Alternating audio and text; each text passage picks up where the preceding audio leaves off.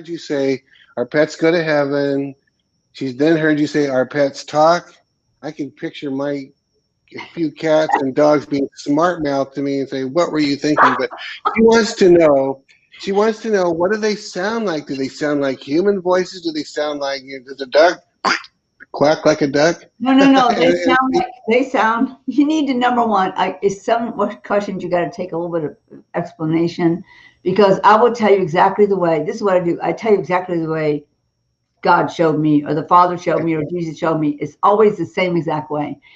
He told me, the Father said, when I created creatures, he calls them creatures, dogs, cats, lions, anything that's on the earth roaming.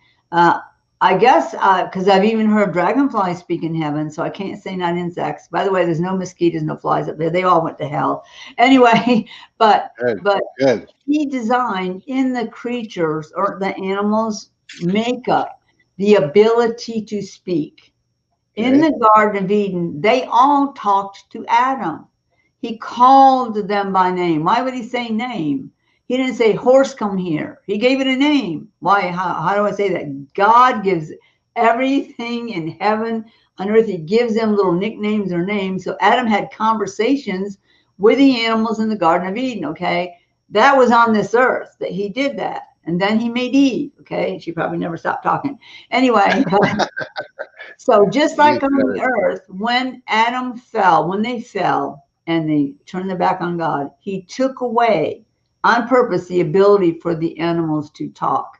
He didn't want them cursing him or them sucking. They're not guilty of that. Animals and creatures, they have no guilt of that. They don't have to repent of sins, okay? He made them.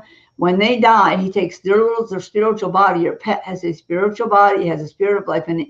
He takes that to heaven, and they're at your mansion, inside or outside.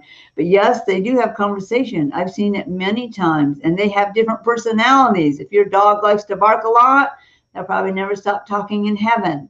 If they really want to be real close to you, man, be with you. I'm not making this. This is the wildest thing. That your pet will be with you forever. So be nice to it right now. Be nice.